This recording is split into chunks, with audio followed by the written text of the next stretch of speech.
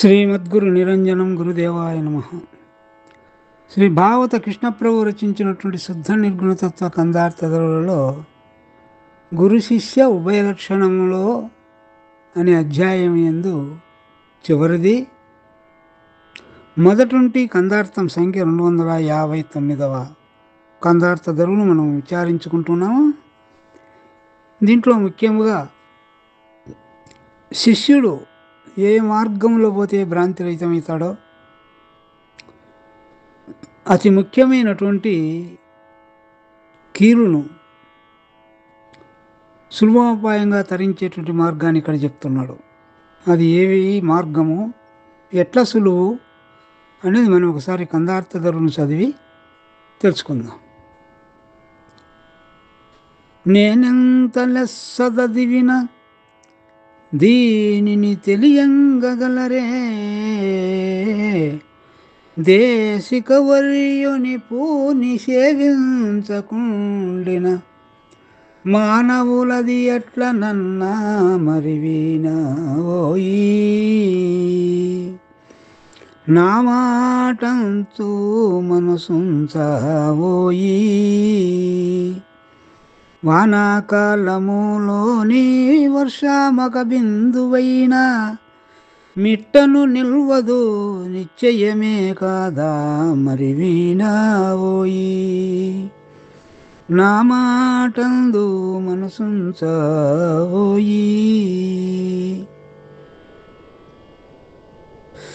నేనెంత లెస్స చదివినా, ఎవరు చదువుతున్నారు ఇక్కడ? కందార్థములనేటువంటివి మనల్ని వినమని కృష్ణప్రభు చదువుతూ ఉన్నాడు. ఎట్లా చదువుతున్నాడు? లెస్స పలు విధములైనటువంటి ఉపమేయముల చేత అనేక కోణముల ద్వారా శిష్యునికి ఏ విధముగా చెప్తే భ్రాంతి రహితమవుతుంది అనే పద్ధతిలో లెస్స చదువుతూ ఉన్నాడు. కానీ దీన్ని తెలియంగగలరే, దీన్ని తెలుసుకుంటారా? నేను చదివితే ఎంత చదువు చదివినా కూడా తెలుసుకోలేరు. ఎట్లా తెలుసుకుంటారు? ఎట్లా భ్రాంతి రహితమవుతుంది? ఇంతకుముందే చెప్పినాడు, పుస్తూకరిస్తే పూర్ణ మరిచి తినని ఎంతో మరిచిన ఈ బోధ నడివి తెలియదు. నేను చదివితే మీరు వింటే కారు, భ్రాంతి రహితం కారు. కందార్థములు కంఠస్థమైనా కూడా ఆ మర్మము తెలియదు మీకు. ఎట్లా తెలుస్తుంది అంటే, దేశికవర్యుని పూని సేవించకుండినా, ఇది మర్మం. నీ స్వతః గురుదేవుని, నీ నిజ గురుదేవుని నీవు సేవ ద్వారా మెప్పించకపోతే ఈ ఆవరణం అనేటువంటిది అడ్డం ఉంటుంది, తొలగిపోదు. గ్రంథాలు గురువాక్యము సంబంధించిన గ్రంథాలైనా సరే చదివితే ఈ తెర తొలగదు. ఈ తెర తొలగాలంటే ఏం చేయాలి? నువ్వు దేశిక వర్యుని పూని సేవించకుండి 4 సేవల చేత గురువును మెప్పించకపోతే, ఆయనకు దయ రాకపోతే ఈ తెర, ఎరుకనే తెర తొలగదు. మానవులది ఎట్లనన్నా మరి వీణావోయి.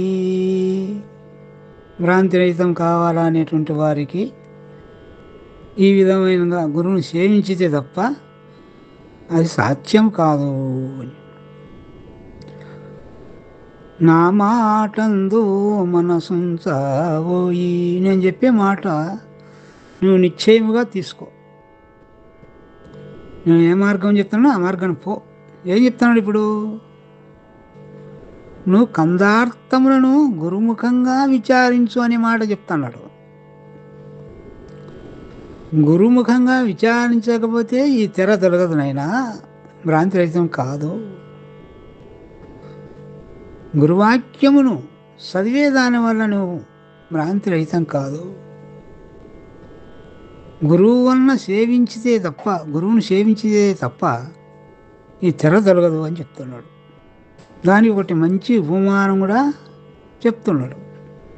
ఏమిటిది అదంటే, వానాకాలములోని వర్షామక బిందువైనను మిట్టను నిల్వదిది నిశ్చయమే కదా. నీ అనుభవంలో మిట్ట అంటే ఎత్తు ప్రదేశం లేక కొండ. ఆ కొండ మీద 10 పదుల వర్షం కురిసినా కూడా అది కిందికి ఆడ నిలబడదు, కిందికి జారి కిందికి వస్తుంది. ఏమేంటే దాని యొక్క గుణం, అది స్వభావం. నీరు పల్ల మెరుగు నిజము దేవుడెరుగు, పెక్కు తిండిపోతు పెండ్లాము ఎరుగురా, విశ్వదాభిరామ వినురవేమా. నీరు పల్ల మెరుగు నిజము దేవుడెరుగు. ఈ పల్లము అనేది తగ్గు ప్రదేశం. నీటి స్వభావము ఎక్కడ తగ్గుంటే అక్కడికే ప్రవహిస్తా పోతుంది. ఇదే ఏటి వంక దీప ఎవరబ్బ తరమురా అంటాడు వేమన. ఆ నీటి యొక్క ధర్మం ఎవరిలో తగ్గుంటే ఆవిడకు ప్రవహించే ధర్మం దానిది. అట్లాగే ఇక్కడ కూడా ఎక్కడ నిరహంకారం ఉంటుందో అక్కడ గురువాక్యం నిలబడి, తద్వారా ఆ గురువాక్యం ద్వారా భ్రాంతి రహితమయ్యేదానికి ఆస్కారం. ఇదే కీలు. గురుసేవ అనేదే కీలు.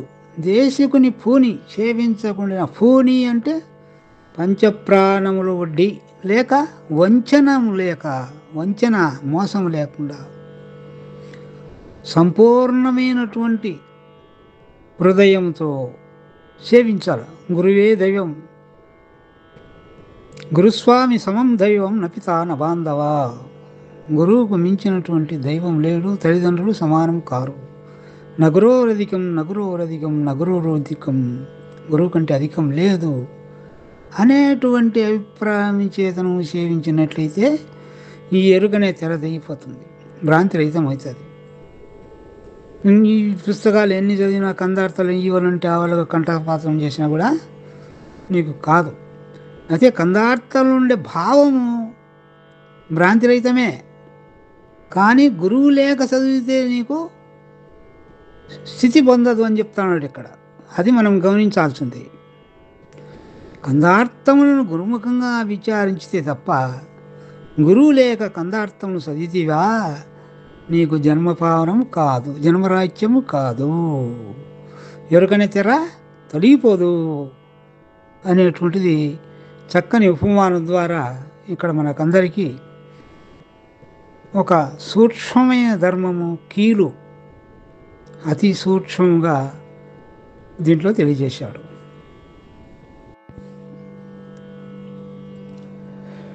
శ్రీమద్గురు నిరంజనం గురుదేవాయ నమః. శ్రీ భాగవతుడు కృష్ణప్రభు రచించినటువంటి శుద్ధ నిర్గుణతత్వ కందార్థ ధరవులలో గురుదత్త అభయదానం నందు మొదటి నుండి కందార్థం సంఖ్య 262 కందార్థ ధరవును మనము విచారించుకుంటూ ఉన్నాము. ఈ కందార్థ ధరవులో ఏ విధముగా సేవ చేసినట్లయితే బోధ స్థితి కుదురుతుంది అనేదానికి ఒక ఉపమానము చెప్పి, ఆ మాదిరి భర్తకు భార్య ఏ విధముగా సేవ చేస్తుందో ఆ విధముగానే నీవు కూడా గురువుకు సేవ చేయమనేటువంటి ఒక ఉపమానం చేత తెలియజేస్తున్నాడు కృష్ణప్రభు. అది ఎలాగంటే, రతి కొర్రకుగాదే సతి పతి కతిహితముతం, రతి కొరకుగాదే సతి పతి కతిహితమతి సేవజేయు, నటువలె బోధ స్థితి నీకు కుదురుటకు సమ్మతితో గురు సేవ చేయు, మా నీతివంత అభిమానము పోనీ నీదంతా.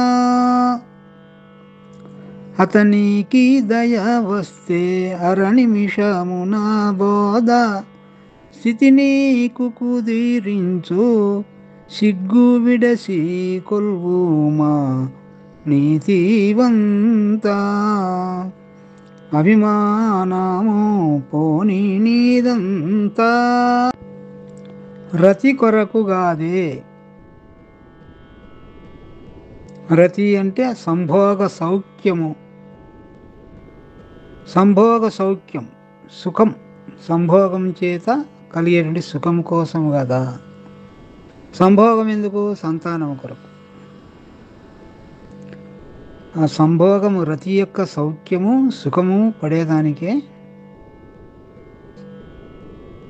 సతి అంటే భార్య, పతి కతిహితమతి సేవ చేయు. భార్య భర్తకు మహాప్రేమ చేత అతి హిత మతి సేవ చేయు. మహాప్రేమ కలిగినటువంటి మనస్సు చేత సేవ చేస్తుంది. సంకోచము లేక సంపూర్ణమైనటువంటి మనస్సు చేత భార్య భర్తకు సేవ చేస్తుంది. ఎందుకు? ఆ సంభోగ సౌఖ్యము పొందడానికి. ఆ విధంగానే నటువలె బోధ స్థితి నీకు కుదురుటకు, అది ఉపమానం. ఇక్కడేమిటి? బోధ స్థితి, బోధ వలన కలిగేటువంటి స్థితి ఏం కలుగుతుంది? బోధ వలన మనకు భ్రాంతి రహితమై జనన మన ప్రవాహము లేనటువంటి పరిపూర్ణ స్థితి, కదలనటువంటి స్థితి, ఏదాని యందు భ్రాంతి లేనటువంటి స్థితి కుదరాల గురువు వలన. గురువు వలన కుదరాలంటే నీవు సేవ చేయాలి అనుకో. భార్య ఏ విధముగా భర్తకు మనోసంకోచము లేక చేస్తుందో ఆ విధంగా నీవు గురువుకు సేవ చేసినట్లయితే ఆ స్థితిని కుదురుటకు, కుదురు అంటే నిలకడ, సుట్ట కుదురు అంటాం. ఏ కుండ పడిపోకుండా దానికి అడుగున సుట్టగా చేసి ఒక కుదురు ఉంటుంది. ఆ దాని మీద పడితే దానికి రక్ష ఇవల్ల కావాలకు పోదు. కోడిగుడ్డ ఆకారం, కింద కోడిగుడ్డ ఆకారంగా ఉంటుంది. అది కింద పడిపోదు. కోడిగుడ్డు నిలబెట్టాలంటే నిలబడుతుంది, దానికి కుదురు ఉండాలి.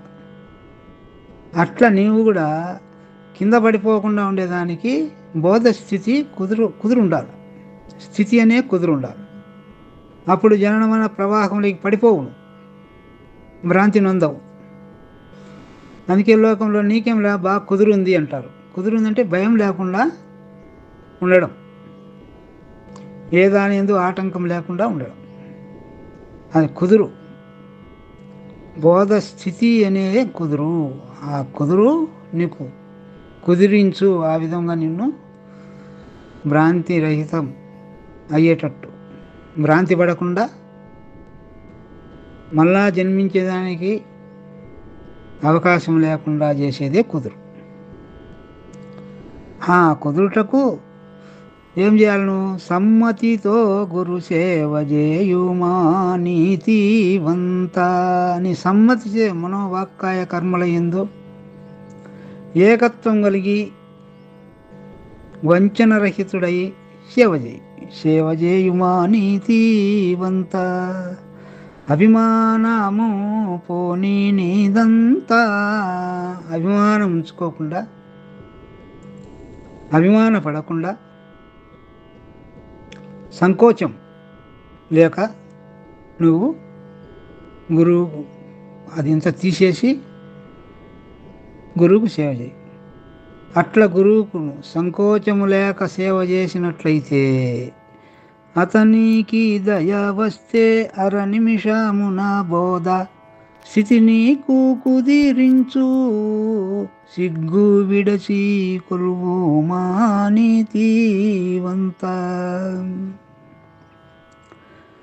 సంకోచము లేక నువ్వు చేసినట్లయితే సేవ, ఆయనకు దయ వచ్చినట్లయితే అరనిమిషమున బోధ స్థితి నీకు కుదిరించు. ఇక్కడ అరనిమిషము అనే దానికి మనం బృహద్భాషణం చూసినట్లయితే 12 సంవత్సరములు కృష్ణమూర్తి ఏక సందగ్రాహి అయినటువంటి వాడే 12 ఏళ్ళు సేవ చేయాలా, భక్తి శ్రద్ధలు కలిగినటువంటి వాడు 12 ఏళ్ళు పడుతుంది అని రాశారు. ఇక్కడ ఏంది అరనిమిషం అని చెప్తున్నాడే అంటే, నీవు ఇట్లా సేవ చేస్తే ఆ లాస్ట్న కుదురుకుంటుంది. ఒక పండు కావాలంటే అది పూత పూయాలా, పిందె కావాలా, కాయ కావాలా, పక్వానికి రావాలా, అదే మాగాలంటే కొన్ని ఎట్లా పడుతుందో అట్లా నువ్వు పోతానే రాదు, అది ఆ స్థితి రాదు. గురుసేవ చేయంగా చేయంగా చేయంగా చేయంగా ఆ లాస్ట్ నాకు కుదురుకుంటేది మాత్రం అది అరనిమిషమే. కనురెప్ప పాటలో కళ ఎంతసేపు మేలుకోవాలా? కళ మేలుకునే టైం ఉందా? మెలక వస్తేనే కలవే. అట్లా ఒక భావం, ఒక అర్థం అది. ఇంకా రెండో అర్థం ఏమిటి అంటే, అరనిమిషము అంటే, నిమిషము అంటే కనురెప్ప మూచి తెరచడం. కనురెప్ప మూయడము అనేది నిద్ర, మరణం, మరుపు. తెరవడం అనేది జాగ్రత్త, మెలకువ. అంటే నీ మెలకువ నీకు ఈ జాగ్రత్త, నీ శరీరం ఉండంగానే, తెలివి ఉండంగానే నీకు మళ్ళా ఇంకొక జన్మ లేకుండా చేస్తాడు అనే భావం ఒకటి. అరనిమిషమున బోధ స్థితి నీకు, నీ శరీరము, నీ జ్ఞానము, నీ తెలివి ఉండంగానే, నువ్వు తెలివి పోతే నువ్వు తెలుసుకోలేవు కదా, శరీరం పోతే తెలుసుకోలేవు. నీ శరీరం ఉండగానే తెలుసుకోవాలి. అది తెలియజేస్తాడని ఒక భావం. అట్లా అరనిమిషమున బోధ స్థితి నీకు కుదిరించు, సిగ్గు విడిసి. మనో సంకోచమే సిగ్గు, మనస్సు యందు సంకోచించడం, దాన్ని లజ్జ అంటారు. కృష్ణపూర్వక తత్వంలో లజ్జ విడిచి కొంటి కాలికి గజ్జ కట్టి అని చెప్తాడు. లజ్జ ఏమిటి? లజ్జ అంటే అదే సిగ్గు. సిగ్గు అంటే ఏమిటంటే మనో సంకోచం, మనస్సు యందును సంకోచించడమే సిగ్గు. మనో సంకోచం లేక సేవ చేసినట్లయితే నీకు గురువు వలన బోధ స్థితి కుదురుతుంది అనేటువంటి భావం ఇక్కడ చెప్పాడు. శ్రీమద్గురు నిరంజనం గురుదేవాయ నమః. శ్రీ భాగవతుల కృష్ణప్రభు రచించినటువంటి శుద్ధ నిర్గుణ తత్వ కందార్థ ధరువులలో గురుదత్తాభయదానం యందు మొదటి కందార్థం సంఖ్య 263వ కందార్థ ధరువును మనము విచారించుకుంటూ ఉన్నాం. ఈ కందార్థ ధరువులో నాకు శిష్యుడు, నాకు గురుమూర్తి సంపూర్ణముగా బోధను చెప్పక కొంచెం ఏమైనా దాచినాడా ఏమో అని అనుమానం ఉంటుందేమో ఏమో, ఆ అనుమానం వాడు అడక్కదలిగే తీర్చాలా అనేటువంటి ఉద్దేశం చేత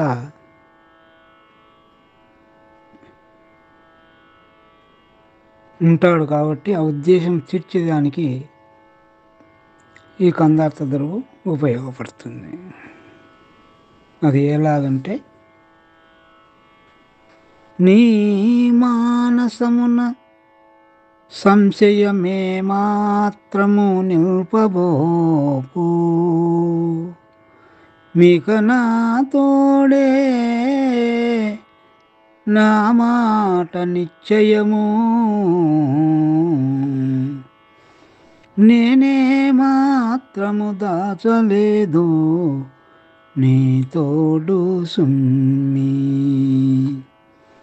ఇంతకు మిక్కి లికలేదు లెమ్మి, నా మీద తల పొంచు నన్ను మరువాకి కానేను, నీ మీద దయా ఉంతు నిజమిందుకిదే ఒట్టు నీ తోడు సుమ్మి. ఇంతకు మిక్కి ఇక లేదులెమ్మి. నీ మానసమున సంశయమే మాత్రము నింపబోకు. నీ మనస్సు యందు సంశయం కొంచెం కించెత్తైనా ఉంచగాకు. ఏమిటి ఆ సంశయము? సంపూర్ణముగా నాకు పరిపూర్ణ బోధ తెలపలేదో ఏమో అనే సంశయము వద్దు. నేను సంపూర్ణంగా నీకు తెలియజేశాను. నా గురుస్వామి అయిన పరశురామ సీతారామ స్వామిచే విన్నంత నీకు తెలిపిన కాబట్టి ఒట్టు పెట్టుకుంటాను. ఇక నా తోడు అంటే ఒట్టు, ఆనా అని. మన పిల్లలు కూడా అమ్మ తోడు, నాయన తోడు, దేవుని తోడు అంటే ఒట్టు, ఆనా అని. అది ఇక్కడ నా తోడు సాక్షి అని. దేవుని సాక్షిగా, అమ్మ సాక్షిగా, గురు సాక్షిగా అని ఒట్టు పెట్టుకోవడం నా తోడు అంటే. నా సాక్షిగా నీకు ఏమాత్రము నేను దాసలే. నా మాట నిశ్చయము, నా మాట సత్యం. ఏం సత్యము? నేనే మాత్రము దాచలేదు. కించిత్తు కూడా, కొంచెం కూడా నీకు దాచిపెట్టుకోకుండా నీకు చెప్పిన ఈ మాటే సత్యం. నేను దాచుకోలే ఏమాత్రం కూడా. ఇది నీ తోడు సుమ్మి, నీ మీద సాక్షిరా, నీ మీద ఒట్టురా అని చెప్తాను. ఇంతకు మిక్కిలిక లేదులెమ్మి. ఇంతకు ఎక్కువ లేదు. ఉన్నది పరిపూర్ణమని, పరిపూర్ణమును ఉండచూసి లేని ఎరుక అని తెలిపి చూపి ఆ లేనిది విడిపించిన లేనిదాన్ని. ఇంకా ఉండేది పరిపూర్ణ స్వరూపమే, పరిపూర్ణమే తప్ప ఇంకా ఉండేది లేదు. ఇంకా అన్ని బోధలు కూడా దీని కిందివే కానీ పైకి పోయేటి కాదు. ఇంతకు మిక్కిలి ఇంతకన్నా ఎక్కువగా ఏం లేదురా అని ఒట్టు పెట్టి, తన మీద ఒట్టు పెట్టుకున్నాడు, శిష్యుని మీద ఒట్టు పెడుతున్నాడు. లేదులెమ్మి. కాబట్టి నువ్వేం చేస్తావంటే ఇక నా మీద తలపుంచు నరుమరువాకిక నేను నీ మీద దయ ఉంతూ నిజమిందుకిదే ఒట్టు. ఎప్పుడూ నన్ను మరవకుండా ఉండు.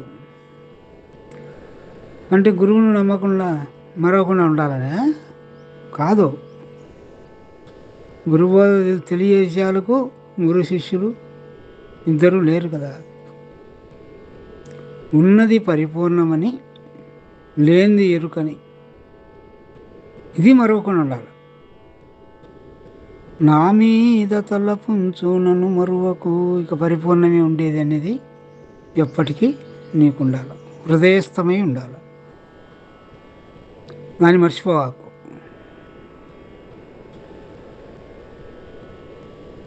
మర్చిపోకుండా నువ్వు ఉన్నట్లయితే నీ మీద దయ ఉంటూ, నీ మీద దయ ఉంటుంది నాకు. దయ పెడతా నేను. నిజమిందుకిదే ఒట్టు. ఇదే ఒట్టు అంటే ఇద్దరు ఉన్నప్పుడు ఇది. ఇద్దరిది లేని ఉన్నప్పుడు ఒట్టు లేదు, గిట్టు లేదు. లేనెరుక లేదని సరిపుచ్చుకుంటే ఎక్కడిది ఒట్టు లేదు. అయితే ఎప్పుడైనా మళ్ళా నీకు సంశయం వస్తే అప్పుడు ఇది పనిచేస్తుంది. అందుకే తావేటి తలుపు చేతను తావేలి పిల్లలు సుధాది తలుగుట తెలియనని నాకు బిడ్డలు ఉన్నారు కదా అని తాబేలుకు జ్ఞాపకం వచ్చినప్పుడు తాబేలు పిల్లల బాధ, ఆకలి బాధ తీరినట్లుగా ఇప్పుడు నీ మీద నాకు తలంపు రావాలంటే నన్ను మరవకుండా నీ హృదయంలో ఉంటే నేను నీ మీద మరవకుండా ఉంటా. నన్ను మరవకుండా ఉంటే నీ మీద నేను దయ పెడతా. ఇద్దరు ఉన్నప్పటికీ పరిపూర్ణ బోధ చెప్పి ఇంటికి పంపించిన తర్వాత ఎప్పుడైనా ఎక్కడైనా సంశయం కలిగితే అది నా మీద తలంపు అంటే గుర్తు చేసుకో. పరిపూర్ణ బోధ ఎటువంటి సిద్ధాంతాన్ని గుర్తు చేసుకో. గుర్తు చేసుకుని అంటబడే నీకు ఆ సంశయము తీరిపోతుంది. సిద్ధాంతంలో ఉండేటువంటి విషయాలు ఏయో అవి నీకు జ్ఞప్తికి వచ్చినప్పుడు ఏ సంశయమైనా సరే తీరిపోతుంది. అందుకోసమే ఇది ఒట్టు. నన్ను మరవాకు, నన్ను మరవకుంటే నీ మీద నేను దయ పెడతాను అంటే పరిపూర్ణ బోధను జ్ఞప్తి తెచ్చుకోవడమే మరవకుండా ఉండడము. మరుపు దాని మీద మరవకుండా ఉండి జ్ఞప్తి తెచ్చుకునే వాళ్ళకే నీ సంశయం తీరిపోవడం ఈయన దయ. ఆ సంశయం తీరిపోతే గురుదయ ఉంటేనే కదా తీరిపోయేది. అట్లా దానికోసమే ఒట్టని పెట్టుకుంటున్నాడు. నన్ను మరవకు, నన్ను మరవకున్నట్టు నీ మీద దయ కలుగుతుంది. అన్నీ సంశయం కలిగిన ఆ బోధదిట్టు చూడు ఒకసారి. ఎప్పుడు బోధదిట్టు చూసావో అప్పుడే నీకు సంశయం అక్కడనే సంశయ క్షయం అయిపోతుంది, లేకుండా పోతుంది, తీరిపోతుంది అని ఇక్కడ ఈ యొక్క కందార్థంలో నిజమెందుకు ఇదే ఒట్టు, ఈ యొక్క పద్ధతిలో ఉండు అని చెప్తున్నాడు.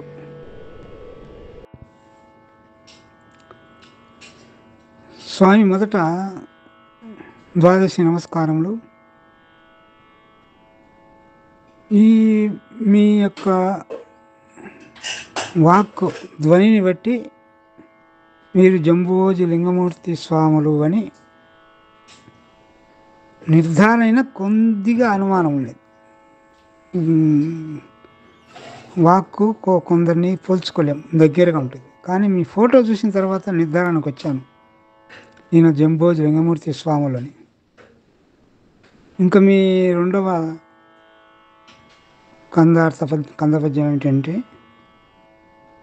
అనుభవ వేదాంతులమని తినరాని పదార్థమెల్ల తిను దుర్జనులను కనబోకుము తద్బోధను వినబోకుము ఎన్నటికీ వివేక విచారా. అనుభవ వేదాంతులము, అనుభవము అంటే తను అనుభవించింది, చెప్పేది కాకుండా చెప్పిందా అని తను ఆచరించిన వాడు అనుభవజ్ఞుడు అని. కానీ పెద్దలు అది కూడా ఒప్పుకోలే. అనుభవం ఎక్కడ తిని ఉంటే కదా అనుభవము. అనుభవ జ్ఞానంబులవి పనిగావు, అనుకూలమయుక్తులవి ఏమి లేవు, తనను తా తెలిసడి తత్వములు గావు. బాలరామ స్వామి రాయచూరు. కాబట్టి ఇక్కడ అనుభవ వేదాంతం అంటే మేము చెప్పేది కాకుండా ఆచరిస్తూ ఉన్నాము కానీ అని మేము అనుభవజ్ఞులము. అనుభవజ్ఞము అనే మాట పెద్దలు ఒప్పుకోవడం లేదు. అనుభవం లేని అనుభవము. అనుభవం ఉండాలంటే నేననే ఎరుక ఉండాలి. నేననే అహంకారం ఉంటే అనుభవం ఉంది. విచారిస్తే నేననే అహంకారం లేదు కదా. నువ్వు లేని దాన్ని నువ్వు ఎట్లా తెలుసుకుంటావు? లేని దాన్ని విచారిస్తేనే లేదు అది. మరి దాన్ని విచారించడం ఎందుకు అని కొంతమంది ఇట్లా చెప్పుకుంటూ ఉంటారు. చెప్పుకోవడం కాకుండా తినరాని పదార్థములెల్లా తిను దుర్జనులను, ఈ మాంసాహారము తిననటువంటి వారు చెప్పేటువంటి తినరాని పదార్థము మాంసమని, ఈ మాంసమును తినేటువంటి గురువులంది దుర్జనులని, వాళ్ళు శాకాహారులుగా ఉన్న గురువులు చెప్పుకుంటూ అంటారు. కానీ అది కాదు. అట్లా మాంసం తినకుండా ఉన్నాయంటే వశిష్ఠుడు తిన్నవాడే. పురాణాలు పరిశీలించినప్పుడు విశ్వామిత్రుడు రాజుగా ఉన్నప్పుడు తినేవాడే. అనేక మంది శూద్రులుగా ఉండేటువంటి గురువులు వంశాసారంగా వచ్చేటువంటి ఆహారం విడలేక వాళ్ళు తింటా అంటారు. అది లెక్కలేదు. ఈ తినరానిది ఏదంటే విసర్జించిన దాన్ని తినరాదు. విసర్జించింది ఏమిటి? గోవు మలమూత్రం విసర్జించింది. అవి తినకూడదు. ఇది ఎందుకు తినకూడదు? ఈ తినేటివే కొంతమంది ఇట్లా తింటారు, కొంతమంది తినరు. వంశాసారంగా కొన్ని గుణాలు వస్తుంటాయి, విడలేరు. దాంట్లో మాత్రం ఏమొచ్చింది? మాంసాహారం తింటే తమోగుణం పెరుగుతుందంటే అర్థం లేనమాట. ఒక మాంసం తింటున్నారా, అనేక దాంట్లో మజ్జిగ వేసుకుంటాడు, చారు వేసుకుంటాడు, అన్నం తింటాడు. ఇవన్నీ 70 భాగాలు తింటే 30 భాగాలు కానీ మాంసం తినలేడు. 70 భాగాలు సత్వగుణ ఆహారాలు తీసుకొని 30 భాగాలు రాక్షస మాంసం తింటే 70 భాగాల్లో 30 అయితే ఇంకా 40 మేలుగానే ఉంది. సత్వగుణమే వికసిస్తుంది. తినరాని పదార్థంలో ఏమిటి? ఆవు పేడ ఉత్సాహ తినిపిస్తారు అని బృహద్వాష్ట వాక్యం. ఏం మంచిది అంత చేదా? గడ్డి తినే పశువుది అంత శ్రేష్టమైనప్పుడు అని అటువంటి గురువుల గురించి ఇక్కడ చెప్పుకోవాలి మనం. కాబట్టి ఏది విసర్జించినో ఆవు ఉత్సాహ పేడ అవి తినిపిస్తూ ఉంటారు కొన్ని మతస్థులు. వాళ్ళు దుర్జనులు. నేను ఛందస్సు ఎక్కువ తెలుసుకోలేదు కాబట్టి దుర్జనులు అంటే దుర్మార్గపు గుణాలతో అంటే పుట్టినటువంటి వారు. పుట్టడమే దుర్జనం, తప్పే. తప్పు? పుట్టడం తప్పు, పుట్టకుండా ఉండడం ఒప్పు. తప్పులన్నీ వారు తండోపతండము ఉరివి జనులకెల్లా నుండి తప్పు. తప్పు ఉంటేనే పుట్టేది. తప్పు లేకుంటే పుట్టరు. రామునికి తప్పు ఉంది, కృష్ణునికి తప్పు ఉంది, పుట్టినారు. అయితే తప్పుంటి పుట్టి అచల గురువులను ఆశ్రయించి వాళ్ళు ఆ తప్పును లేకుండా చేసుకున్నారు. అయితే లేకుండా చేసుకున్న తర్వాత మళ్ళీ తప్పు ఉంది అనడం పొరపాటు. అనేదే తప్పు, అనేదే ఎరుక. గురువాక్యం చేత అనేది వినేది కనేది పాయా సాందీపవాక్యం. కాబట్టి అట్లా అనుభవ వేదాంతులను చెప్పుతూ ఆవు మలమూత్రములను సేవిస్తూ ఎరుక నిజమని చెప్పేటువంటి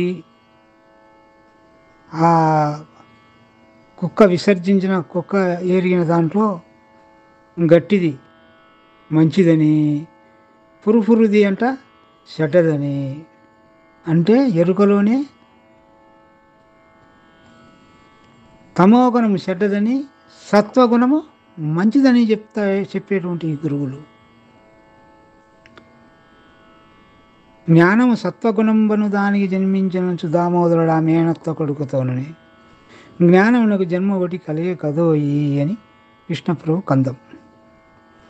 కాబట్టి సత్వగుణము మంచిదని, తమోగుణం చెడ్డదని చెప్పేటువంటి దుర్జనుడు ఎవరైతుండో ఎరుక సత్యమని నమ్మేటువంటి వారిని కనబోకము చూడాకు, చూసినా తద్బోధను వినబోకు. ఒకవేళ వినినా కన్యా విమల విచార, విమలమైనటువంటి మలినము లేనటువంటి వివేకము. వివేకం అంటే ఏది జన్మకు కారణమైంది, ఏ బోధ జన్మ విమోచనము చేస్తుంది అనే విచారం కలిగినటువంటి వాడా ఆ ఎరుక గురువులను కానీ ఎరుక బోధను కానీ విన్నా విచారం చేస్తా దాన్ని తొలగింపజేసుకోవని నాకు ఏర్పడింది. మీ ఓటి పెద్దలకు చెప్పేవాణి కాదును. జై సద్గురు. శ్రీమద్గురు నిరంజనం గురుదేవాయ నమః. శ్రీ భాగవతులు కృష్ణప్రభు రచించినటువంటి శుద్ధ నిర్గుణ తత్వ కందార్థ దిరువులలో గురుదత్తాభయదానము అధ్యాయం కందార్థం సంఖ్య 260. గురుదత్తాభయదానము అంటే శిష్యుడు భయపడకుండా అభయం, నిన్ను నేను రక్షిస్తాను, నీవు నేను చెప్పిన బోధ తీరమడి నడిచినట్లయితే నీకు భయం లేదని దత్తత తీసుకోవడం. గురు దత్తాభయదానం. నా వాడి వినవు. దత్తత అంటే దత్తపుత్రుడు, వేరే వాళ్ళకు పుట్టినటువంటి వాడిని దత్తత తీసుకోవడం, తన వంశానికి చెందినవాడని చెప్పుకోవడం. ఇక్కడ గురువాక్యానికి సంబంధించిన వాడని చెప్పుకోవడం. అటువంటి వానికి అభయం, భయం లేదు, భయం లేకుండా చేయడం బోధ చేత. నన్నాశ్రయించినావనే అన్నా, ఈ బోధ నీకు అతుకుట కొరకై ఎన్నో యుక్తుల చెప్పితి, విన్నావా దీన్ని నీవు విడువాకెప్పటికీ, నాయా జ్ఞానం గడువాకెప్పటికీ, నన్ను నీవు నిన్ను నే కన్నా వెళ్ళెట్టిదో, నన్ను నీ విడలేవు నిన్ను నే విడలేను విడువాకెప్పటికీ, నాయా జ్ఞానం గడువాకెప్పటికీ. నన్ను ఆశ్రయించినావని, నన్ను శరణు పొందినావని, శరణార్థివై ఈ మరణ జనన ప్రవాహములు దాటించేవారికి ఎవరికి శక్యము కాదు, నీకు తప్ప. కాబట్టి నిన్ను నేను శరణార్థినై వచ్చి నీ దగ్గర చేరినాను. పాలముంచినా నీవే, నీట ముంచినా నీవే అనేటువంటి గట్టి నమ్మకం శరణాగతి, ఆశ్రయం. అన్నా ఈ బోధ నీకు అతుకుట కొరకై. ఎందుకు వచ్చినాడు? భ్రాంతి రహితం కావాలా, జనన మరణ ప్రవాహము దాటాలా అనే ఉద్దేశంతో గురువుకు శరణాగతి అయి ఉన్నాడు. కాబట్టి ఆ భయం, భ్రాంతి తీరాలంటే ఈ పరిపూర్ణ బోధ నీకు అతకాలా. అతకడం అంటే 2 ఇనుప కడ్డీలు తునిపోతే కొలిమిలో పెట్టుకొని ఇనుమారు ముమ్మారు, ఇనుము ఇరిగనేని ఇనుమారు ముమ్మారు కాచి అతుక నేర్చు కమ్మరీడు, మనసు ఇరిగనేని మరి అతుక నేర్చునా అని వేవన. అవి 2 అతికేదానికి మళ్ళీ అతికేచ్చు, ఇంకా విడిపోవు. అప్పుడు ఆ కొలిమిన్నది ఇప్పుడు ఎల్డింగ్ అని వచ్చింది. ఎల్డింగ్ చేస్తే ఇంకా గట్టి పడుతుంది, విడిపోవు. అది అతకడం. ఇక్కడ ఏం అతకాల? బోధ నీకు అతకాల. మూలం లేని గుర్తిరి శరీరం ఏమీ లేదనే పరిపూర్ణ బోధ ఉన్నది బయలని, అది కలమాద్రిని ఎరుక నీకు అతకాల.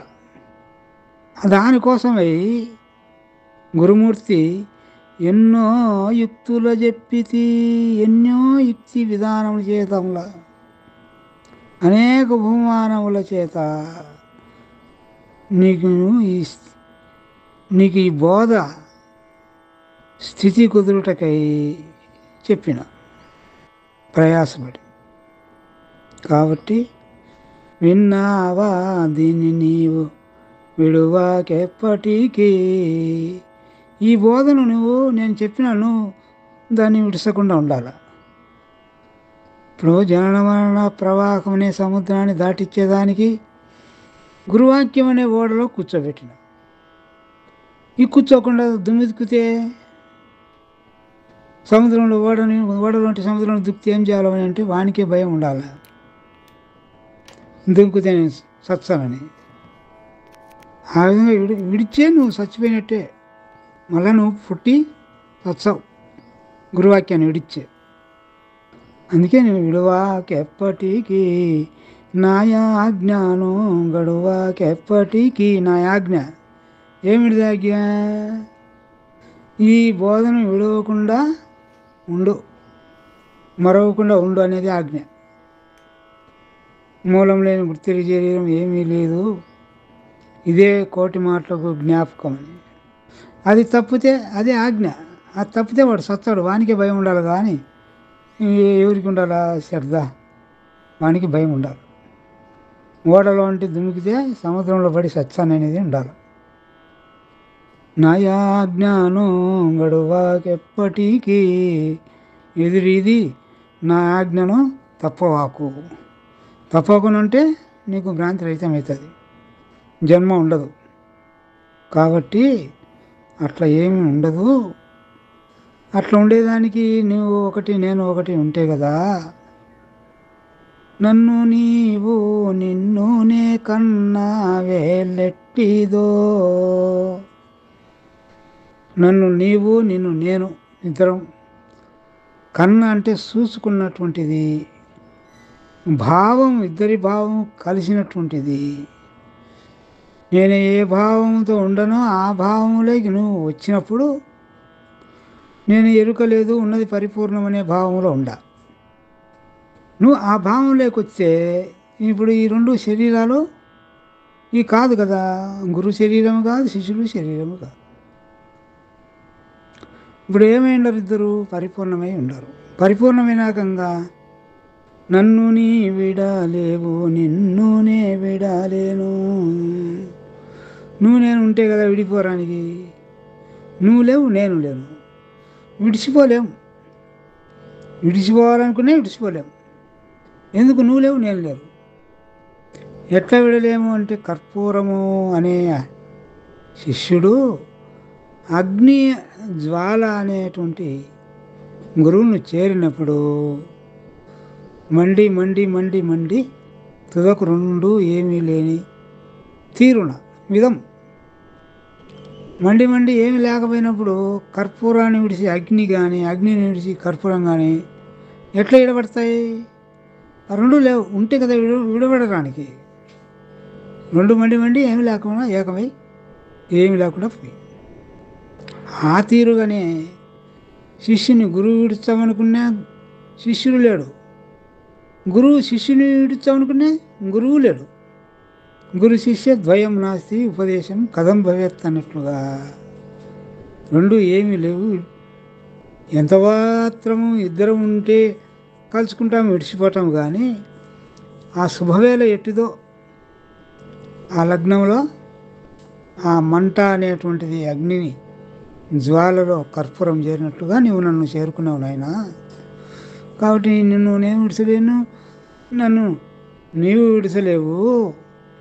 ఇద్దరము ఉంటే కదా, ఇద్దరం లేనటువంటి స్థితి పొందినాము అనేటువంటి భావం ఇక్కడ ఏర్పడగా చెప్పినాడు. శ్రీమద్గురు నిరంజనం గురుదేవాయ నమః.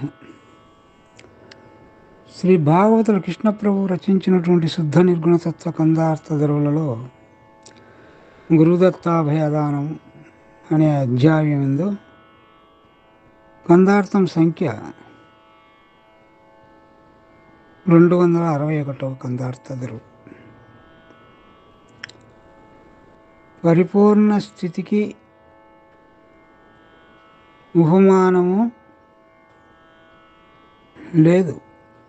ప్రపంచం అంటే ఇది అసత్యమైంది, సత్యమైంది. సత్యమైన దానికి ఉపమానం, అసత్యమైన దాంట్లో అసత్యంతో ఉపమానం చెప్పకూడదు. అయినా శిష్యుని యొక్క కనుసోజ్ఞ శిష్యునికి తెలియజేయడంలో ఇంచుమించుగా కొన్ని ఈ లోకంలో ఉండే ఉపమానాన్ని వాడాలి. అది శాశ్వతమైంది, ఇది అశాశ్వతమైంది. అనేక ఉపమానాల చేత శిష్యునికి స్థితి కుదిరించాల. ఆ కదలిక లేనట్టు ఘనబోధోక్త స్థితి. పరిపూర్ణ బోధ అంత కదలికే చెప్పాల.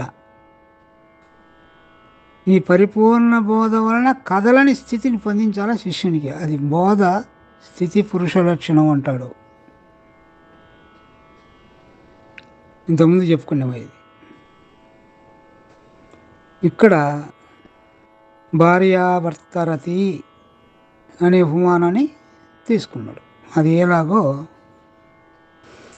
సతి అయినను పతి అయినను నతి సాహసపరులుగా కాంతర్యమునన్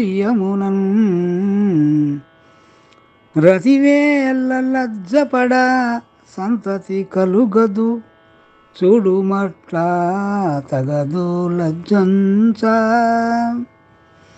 గురు శిష్యులు తలగు లజ్జంచ మతిని నీవిట్లు సమ్మతి చేసి ఏ ఏ సంగతి నన్నడుగుమో బోధాస్థితి నంద దృఢపరతు తగదు లజ్జంచ. గురు శిష్యులు తలగు లజ్జంచ. ఇక్కడ కొన్ని ప్రతుల్లో బోధ స్థితిని కుదుడపడతూ అని కొన్నిటిలో ఉంది. కొన్నిటిలో బోధ స్థితి నొంద దృఢపడతూ. ఈ తేడా కొన్ని దాంట్లో అట్లుంది, కొన్ని దాంట్లో ఇట్లుంది. ఇక్కడ పతి అయినను సతి అయినను, పతి భర్త, సతి భార్య. భార్య అయినప్పటికీ భర్త అయినప్పటికీ నతి సాహసపరులుగాక ఆంతర్యమునను రతివేల లజ్జపడా. సంతానోత్పత్తికి ఇద్దరు కలవడం, రతి అంటే ఇద్దరు కలుసుకోవడం. ఆ కలుసుకునేటప్పుడు సిగ్గుతో లజ్జతో ఆ పని చేయకపోతే, ఇద్దరు కలవకపోతే కలుగదు సంతతి కలుగదు, సంతానము కలగదు. వీర్యము శోణితనము రెండు ఒకదానికొకటి పెనవేసుకొని కలవకపోతే ఏ విధముగా మజ్జిగ పాలల్లో కూడి పెరుగు గడ్డగడుతుందో అట్లా ఈ వీర్య శోణితనం రెండు కలిసి గట్టిపడి పిండము తయారవుతుంది తల్లి గర్భంలో. అట్లా జరగాలంటే వీర్యము, పురుషునిలోని వీర్యము, స్త్రీలోని శోణితము రెండు కలవాలంటే రతి జరుపుకోవాలి, ఇద్దరు కలుసుకోవాలి. అట్లా కలుసుకుంటేనే వీర్యం స్ఖలనమై తల్లి గర్భంలోని శోణితములు కలిసి గడ్డ కట్టి పిండము ఉత్పత్తి అయి పిల్లలు కలుగుతారు. సంతతి అంటే పిల్లలు కలగడం. ఆ కలుసుకోవడంలో రతి పడితే, సిగ్గుపడితే, సాహసం పట్టుదల లేకపోతే ఆంతర్యంలో మనస్సులో సంతానం కలగదు. కలుసుకోకుంటే సంతానం ఎట్టగలుగుతుంది? పురుషుని వీర్యం పురుషునిలోనే ఉండి స్త్రీ యొక్క శోణితం స్త్రీలోనే ఉంటే సంతానం ఎట్టగలుగుతుంది? రెండు కలుసుకోవాలి కదా. రెండు కలుసుకోవాలంటే సంభోగం చేయాలి స్త్రీతో పురుషుడు. అదనే సంభోగాన్ని రతి అని పిలిచినాడు ఇక్కడ కృష్ణప్రభు. ఆ రతి జల్లిపే దాంట్లో ఇద్దరు సిగ్గుపడినట్లయితే సంతానము కలగదు. చూడుమట్ల ఆ ఉపమానం మాదిరే ఇక్కడ చెప్పాల్సింది ఏమిటి? ఇది ఉపమానం. భార్యాభర్త ఇద్దరు కలుసుకోకుంటే సంతానం కలగదు. సిగ్గుతో ఒకరినొకరు కలవకపోతే, సంభోగం చేయకపోతే బిడ్డలు పుట్టరు. ఆ విధంగానే ఇది ఉపమానం. చూడుమట్ల తగదు లజ్జంచ ఎవరు గురు శిష్యులు తలగు లజ్జంచ. భార్యాభర్తలు లజ్జను పక్కకు పెట్టాలి. ఇక్కడ గురు శిష్యులు కూడా ఆ లజ్జను తీసేసుకోవాలి. తీసేసుకుంటే ఏమి భావించుకుంటాడో గురువు ఈ యొక్క సంశయం అడిగితే అని శిష్యుడు సంకోచించిన, లేక గురువు ఈ వాక్యం చెప్తే వీడు ఏమనుకుంటాడో అని గురువు ఆలోచించిన బోధ స్థితి కుదరదు. ఉన్నది ఉన్నట్లుగా అని చెప్పాలా, ఉన్నది ఉన్నట్లుగా వీడు వినాలా. అనుమానం పెట్టుకొని గురువు ఏమనుకుంటాడో అని శిష్యుడు ఏమనుకుంటాడో గురువు అని ఇద్దరు అనుకుంటే ఆ పాలల్లో మజ్జిగ కలుస్తేనే అది పెరుగు గడ్డగట్టేది. అట్లా అనుకోకుండా ఉండేది ఉన్నట్టు గురువు శిష్యునికి సూచన చేసి, శిష్యుడు కూడా ఎక్కడైనా అనుమానం ఉంటే దాన్ని ఏమనుకుంటాడో గురువు అని సంకోచం లేకుండా అడిగితే అప్పుడు ఆ బోధ స్థితి కుదురుతుంది. గురు శిష్యులు తలగు లజ్జంచ మతిని నీవిట్లు సమ్మతి చేసి ఏ ఏ సంగతి నన్నడుగుము. ఈ విధమైనటువంటి భావం చేత నీలో ఉండే సంశయము అట్నే ఉంచుకోకుండా, సంగతి అంటే ఏ సంగతి అంటే ఎట్లా అనేటువంటి సంశయం ఉంచుకోకుండా అడుగు. ఎందుకు? సంశయమే జన్మానికి కారణమవుతుంది. సంశయమే జన్మహేతువు, సంశయమే గురుని మాట చెవిగొనదు, సంశయమే కీడు నదువును, సంశయం ఎడబాస్తివే అని చాలును వచ్చా. ఏ సంగతి అంటే ఏ యొక్క సంశయం కూడా నీలో నిలపకుండా ఆలుమూడు ఏ విధంగా సిగ్గు విడిచి ఆడ ఆంతర్యం ముందు ఉంచుకోకుండా రతి జలుపుతారో సంభోగం జరుపుతారో అట్లా నన్ను అడుగునైనా.